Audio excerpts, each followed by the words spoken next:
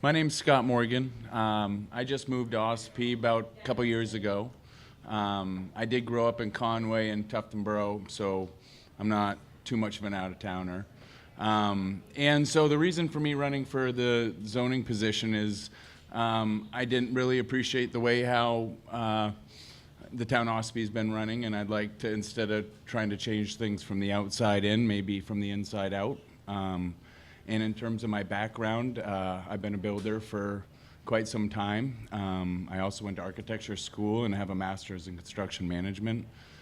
So I think that would play well with the zoning position. I'm also younger, so I think that would help. And I think that's about it. Thank you, guys. I look forward to your vote. Quick question. Yep. Questions? What issue do you see as the most important with current zoning and how it's going? I think in terms of, I think anyone in that position is there to help guide people through the process and get to the goal of either completing that structure or project in a nice manner, rather than being on the other end of a bully. And so I think that I could help manifest a better process, if that answers your question. Yeah, it does, because I'll be honest, I mean, the zoning board right now is viewed as kind of tyrannical. Right, yeah. They overreach. Yep. I got a question. Yep. So what's going to separate you between you and Jonathan? Oh, boy. Valid question. I think I'm the opposite of what Jonathan stands for. So if that helps answer that question. I have a question, Yep. and I'm an outsider. My question is, what happened with Sandra, Cassie? I'm not sure, and her husband, with the addition that got pulled off in front of the Ossipee board. What's your opinion on that? And if they didn't know, or if they weren't in conformance, do you believe, or would you support the fact that that was not appropriate?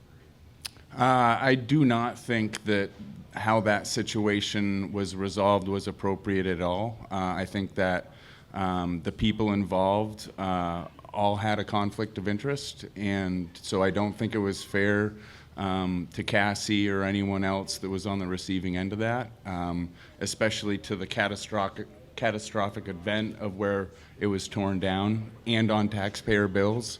So, I think that there should have been more of a hearing, had a vote possibly, but it definitely wasn't the right way to go about it. Yep.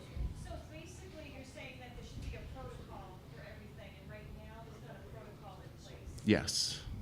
Mm-hmm. And what gives the jurisdiction of the town to actually make that decision of someone's private property? Because under the Constitution, it talks about private property as one part, and then the other part is commercial. But what the town has everybody under is commercial, they're making heavy property commercial.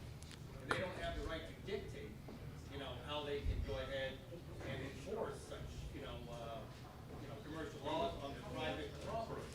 In the Constitution, it says life, liberty, and property is to be protected. Yes, and I do agree. I think that the zoning is way too strict. We don't live in an HOA. This is our own land, and if you choose to live in an HOA, that's fine. If you don't want your door painted red, you chose to be in that environment. But the most of us haven't. So I think that the zoning laws are far too strict, and they are unconstitutional. Thank you. Good answer. Thank you. Any other questions? All right. You guys have a wonderful night. Ossipee 102.3. Hello, Ossipee. As you know, we have a town election coming up in March. Recently, we had a Meet the Candidates event. It was so successful, we decided to have another one. It's coming up this Sunday at 1 p.m. at the River's Edge Tavern located at Indian Mound Golf Course. Hope to see you there.